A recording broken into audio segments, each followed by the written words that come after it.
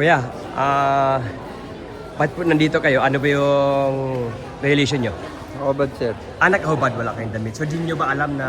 Hindi, sir. Sa loob naman kami ng bakuran, sir. Hindi namin alam sa... Pintuan, sir. Pintuan.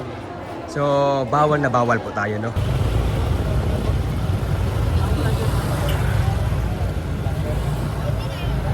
Magandang gabi po, no? Nandito po tayo ngayon sa may barangay Bagtas sa Maitansa, Cavite. Kung nakikita nyo po sa ating likuran, nandyan po ang ating mga kapulisan sa ating police visibility para i-implement po ang ating Safer Cities initiative ng ating DIG Secretary John Vic Remulla. Siyempre nakikita nyo ang ating PNP Maritime Group ay lagi po tayo nandito pagdating sa mga police visibility joint ng ating local government unit and sa mga barangays. So, nandyan po ang ating deputy, ang ating station chief. Nagsama-sama po tayo, pagdating po natin ito ang meeting na ito para magsagawa ng tinatawag nating Oplan Galugan. Okay?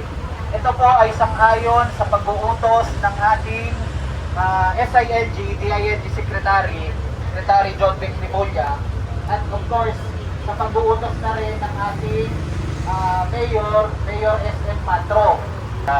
Hindi naman natin kukulong. Mga kasama, tandaan nyo, kailangan maayos ang approach natin sa mga tao. Okay? Kasi kung masyado tayong agresibo, hindi rin tayo mga kabat instead ng disiplina. Lalo lang yan silang pagloloko. So dapat, marespeto ang approach natin sa mga tao, pero kailangan natin i-implement yung mga ordinansa dito sa Tanza patungkol sa disiplina.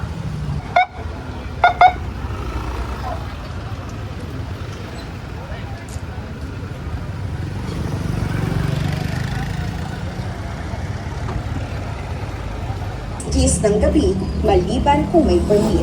Hindi rin pinahihintubutan ang paglabas sa publiko ng walang suot na pang-itaas na damit. Hinihikayat ang lahat ng Tanzania na sumunod at mag-isa para sa kaligtasan ng lahat.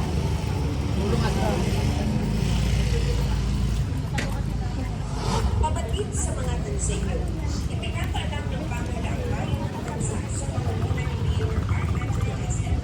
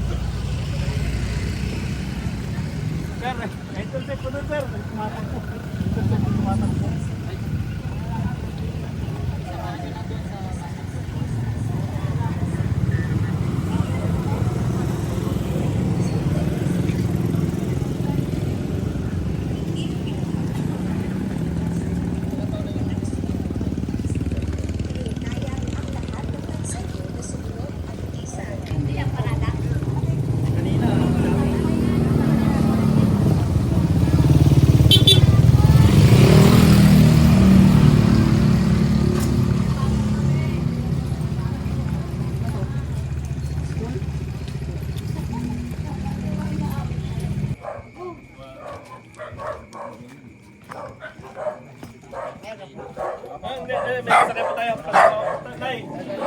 Tay, pasamahan nyo naman sa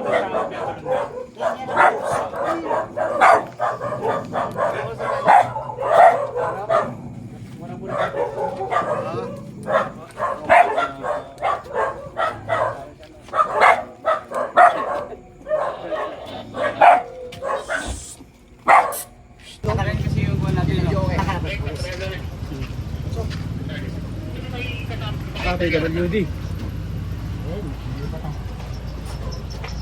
Kaya pa? Kaya? Saan yung pamangkin mo ba? Oh, sama ka na muna doon. Tsaka sa atin kayo sa barangay, no? Sama ka.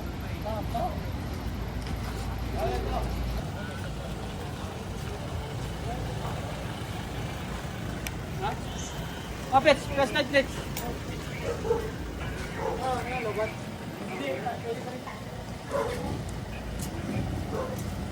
Basta lalabas ka, huwag ka nang magubad-ubad.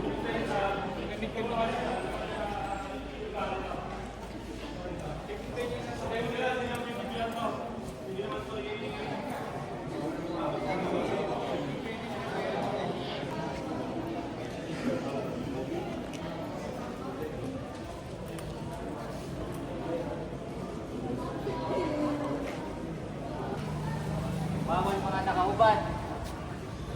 Bawal nagiinuman sa labas. Bawal nagbibisyoke. Pagka oras ng gabi. Kayo naman mga kabataan, mga minor, kung may parents man dito, na para sa inyo din yan. Para sa kaligtasan nyo rin yan. Okay? Iwanag tayo dyan. Sumunod tayo sa patakaran ng bayan natin. Dapat ang bayan natin disiplinado. Yan ang gusto ng ating DILG Secretary, yan ang gusto ng ating mayor.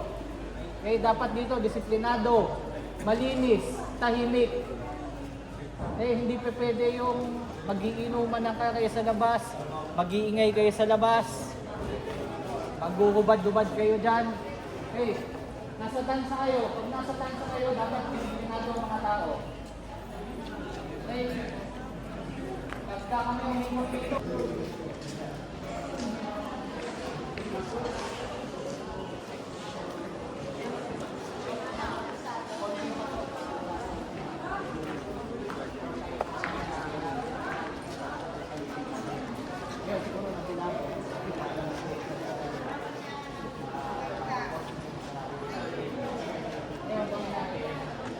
magpa-participate na lang kahit wala na yung lahat. Lahat ng may sakyan, lahat ng may motor, lahat ng may sakyan. After nito, kung nakakain na kayo, kain na ba kayo lahat?